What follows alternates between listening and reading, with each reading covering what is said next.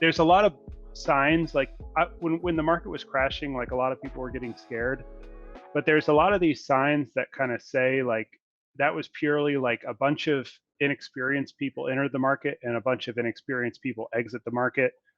The fundamentals all appear the same, if not better now. Like the fact that people are trying to look for schemes in order to like accrue extra ETH, and the fact that, you know, a lot of these stats, like some of the stuff with the BTC thing that is driving away these weak-handed people, like for instance, China saying that they're going to ban mining. If you really think about the BTC ecosystem long term, like them banning mining is maybe not a bad thing, because one of people's primary complaints against BTC, and I'm kind of going all over the place, so forgive me for that. But one of people's primary complaints against BTC was, oh, there's too much centralization because of the mining in China. Like China mines over 50% of BTC. That's too centralized. And now suddenly people are like, we're upset that China's banning mining. Well, obviously, the people who are upset are just people who only care purely about the price for the next 30 days or 60 days or 90 days, not actual BTC ecosystem people. So I think same for the whole Musk thing, with him complaining about BTC's environmental impact, whether you agree with the environmental impact argument or not. The fact of the matter is, if Musk is trying to use his bully pulpit to cause BTC to try to improve its footprint, honestly, that's a good thing long term. The more people who try to say, hey, you know, BTC is by almost by design a very stagnant technology platform.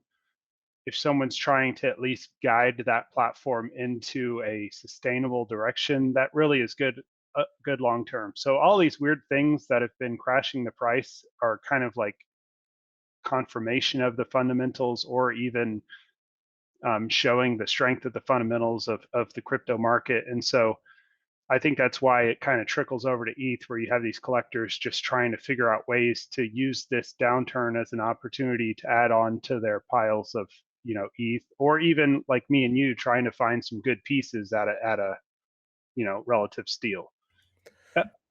Go ahead.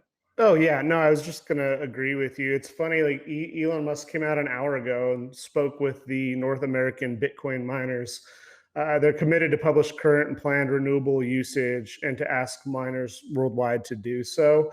And then he immediately starts talking about Doge. And if you want to help develop on Doge, you could submit it to the GitHub. So it's you know, part of me wanted to respond to him, but there's no point. It's just interesting to see how, you know, how he either accidentally or purposefully moves the market. So we'll keep an eye on it, but it's just an interesting time just to see all of the movement that's going on. And you know, Mark Cuban was paraphrasing a classic quote years ago that has stuck with me. And you know, chaos creates opportunity.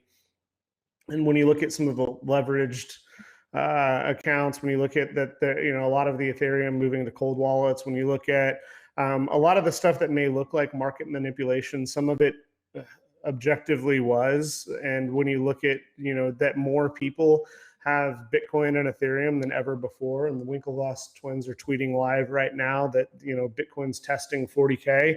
It's interesting how quickly things have rebounded.